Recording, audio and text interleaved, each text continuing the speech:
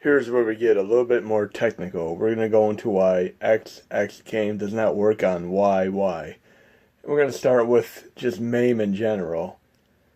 You guys are adding a MAME game on the basis of what the game is called. So if I take this game right here called 005, and I go to the command line, and it says 005 zip, I could add that into actually using the archive method, but then when I go to load it in MAME 2003 HMOD, it may or may not work. The reason for this is we have the whole MAME process in general that has been ongoing for a good 20 years. And through each revision and update of MAME, all the way from version 1 all the way up to 184 and on, there's hundreds of versions, hundreds of updates. And we're looking at just the MAME 2003 set, and I'm close to a dozen different revisions, updates, and versions ahead of that right now, and I'm looking at Neo Geo in here. So a game that I have that works just fine on my MAME 2003, I'm trying to load in a different version of MAME. We have Robo Army right here, and you see the kind of orange look to it. Green means it's good to go. Orange means there's an issue with it. So I'm going to try to load Robo Army right now. See, it's doing a checksum check, like a MD5 hash checksum. And the thing is, what people don't realize is, as MAME games are updated, they're updated to be more accurate to the original representation of the arcade counterpart. We want to play the games, but the people who are behind the project want to make them as accurate as possible. They could be wrongly displayed colors, just incorrect frame rates in the intros. It could be like a variety of instances that cause issues. But for the most part, you want to have the specific ROM set that would apply to MAME 2003, which would be the .78 ROM set. Right here, I'm loading it through a .84 GUI interface, and you can see I have quite a few here that were updated. So you literally have a chance of 100 different revisions. And here's where things get really complicated. Now I'm just looking at a game in general, and this is the source, Neo Geo games. So I'm going to go to Robo Army, and I'm going to right click on it and go to Properties. And where it says Source Neo Geo, sometimes the source is within the ROM set itself, other times it is in the BIOS. And I'm going to pull up just a set of main BIOS right now. And look how many I have here. I have close to 70 here. And we have Neo Geo by itself. And these games cannot run unless you have the Neo Geo BIOS. But look at all these other ones that can potentially not run unless you have the BIOS for them. And a lot of these we'll never use. But for the most part, you could do one of two things. You could have them in a BIOS template module like I've done. Or you could go to the games directory and find the game that they be in. Like we have the Deco cassette right here. And if I want to play a game that has the Deco cassette, I would basically copy this BIOS right here. And I'm looking at my MAME set here. I have to go down to my C's. I have a cassette game here. We'll say cassette Super Astro Fighter. I'm looking at the ID number up on there. I'm going to pull the window up and search for that ID. So generally, you can type in the last part of it and find it pretty quick. So I'm doing GP, OAF, and I found that.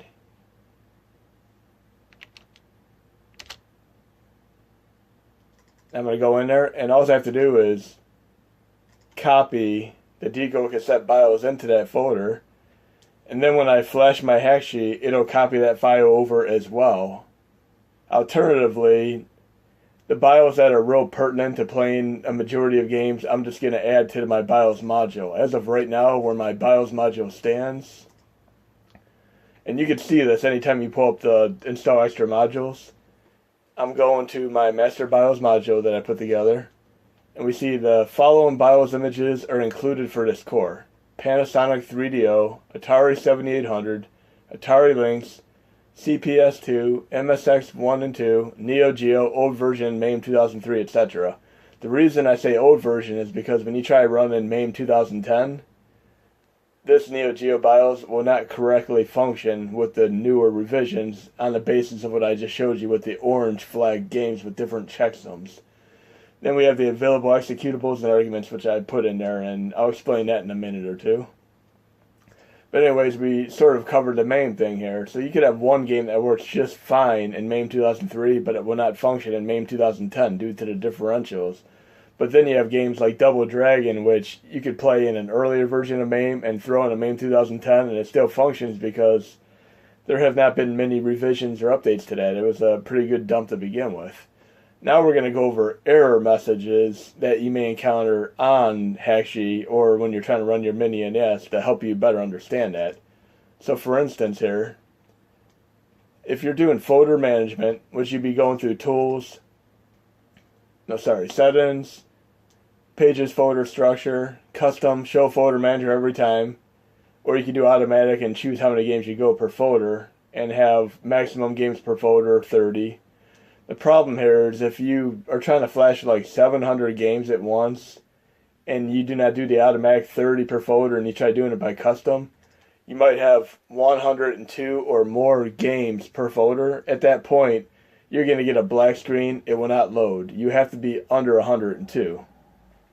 Then you have the limit here, which is condition number 2, which is 300 megabyte is the recommended limit to flash. So I'm going to go over this real quick. We're looking at here where it says in the bottom, I have 382 megabyte in games, and it says I'm able to flash up to 276 megabyte in games because I have cores, etc. installed.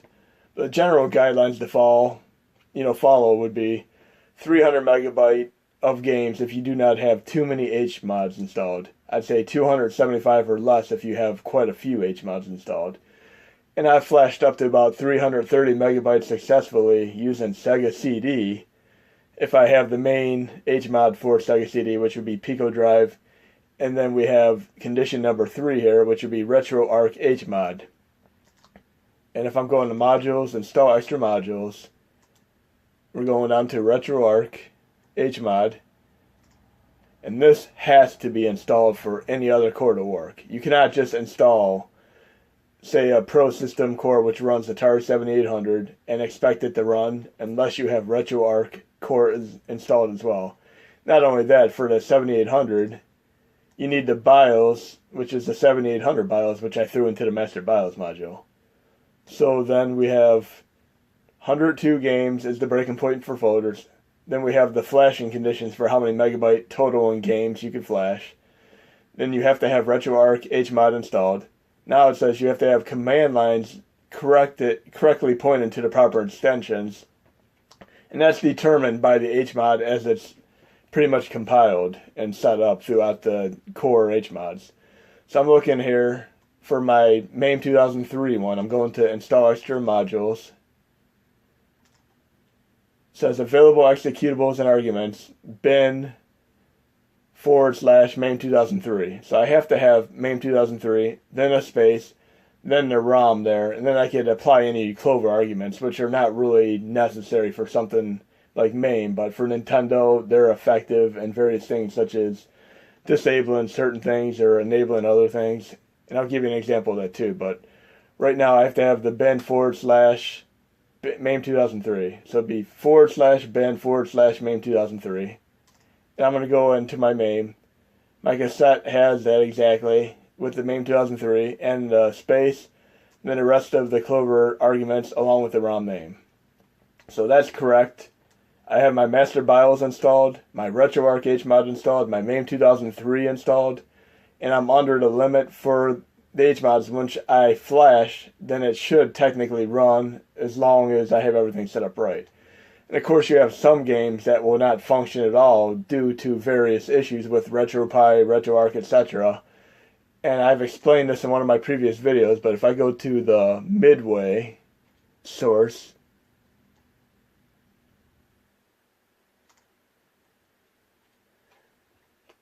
I'm actually going to make it easier. I'll look up the game that would have the source. I'm going to Tapper, which is one of the unworking games. I'm going to search for it. When I right click on it, it's going to show what source it runs. So it's the MCR3. So it is a midway source, but it has the abbreviation here. So MCR3. So I'm going to go back to properties, and I'm going to unclick that so I can see everything I need to. Custom filters. Okay. Now I'm going back to source. And MCR3. And these games here generally do not run in MAME 2003. This is one subset that does not function in 2003. But they run in MAME 2000 and MAME 2010. So in order to run one of these, say I go to Tapper, for instance.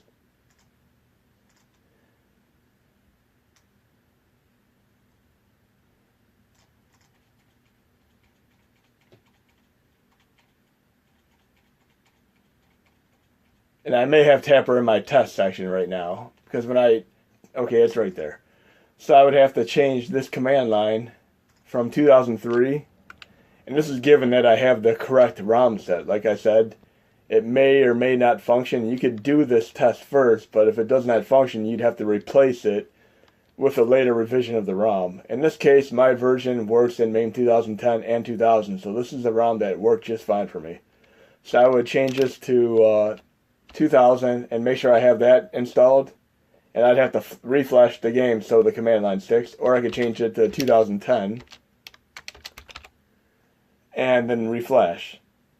So in MAME 2010, MAME 2000, this specific game runs fine as long as you have the proper MAME core installed, the RetroArch module, and the proper command line. So we're going to go through the other conditions on here. And I already went over that. The master BIOS module, I would recommend having that installed, especially when you run Sega CD, etc. games, because you would need the RetroArch HMod, the Pico drive core, which runs Sega CD. Then you need the master BIOS module, which has the BIOS for the Sega CD system. Now we're going to briefly go into the error messages that you may encounter in various times in running your mini NES. We'll start out with the most common one of all, C8. Generally, this will happen if you flash too many megabytes in games and it's not properly read by Hakshi. So I have 382 megabytes there. Say I'm able to flash about 332 megabytes, and then I turn the system on and I try loading the game and it says C8 error, or I turn the system on and it immediately goes to C8 and doesn't let me do anything. That's generally because there are too many megabytes on there and it just cannot read them. There's also a random bug due to folder management, where sometimes you'll be browsing throughout various directories and the cache kind of overloads, almost like the Excite bike, motorcycle overheating. And this is completely harmless. You'll get the C8 error, and then you'll have to delay your system, shut it down, you turn it back on, it'll do a system reset, but it will not affect the functionality of your games or folders. So this random C8 error is harmless. And there's no way around it. They've tried fixing it, and it has gotten better. But as far as me booting up the system, I'd say maybe 2 to 5 out of every 100 boots I run into this error. It's harmless, and it doesn't really bother me. Then we have the C7 error. And this would pretty much be equivalent to you not having the proper command line, not having the proper HMods installed. Pretty much the conditions up here again. And you could also get C7 if you try loading too many games per folder, where you have the 103 instead of 102 or less. I mean, a lot of these errors pretty much point to the same problems, but in various ways. An example of this would be C5, where you're actually starting to load a game and it seems like it's loading fine, but then it errors out with a C5. That'd be like you're starting a lawnmower and it just shuts off as you're starting it up. That would be the C5 error lockup. Then you have a C2 error, which is similar, and it'd be like you're in a car or you're running with a Sony Walkman CD player and you just hit a nasty bump in the road and it skips it. So it's unable to read the data due to that skip, or there could be a corruption. And in some cases, in the mini NES environment, you have different ROM sets, which could be like no intro or good NES, etc. You may try to run a game like Fester's Quest, which would be a good NES dump. And these are release groups, by the way. You get to the 3D part in Fester's Quest, good NES dump, and as soon as you try clicking into the 3D part, the game crashes with a C2 error or a C7 error because it's unable to read that part in the game. But if you use a no intro version for that specific game, it generally just runs fine. So there's literally a multitude of variables that could affect any given game that you try running through Hackshi. And I hope this helped out, and feel free to ask any questions. But for the most part, it's generally human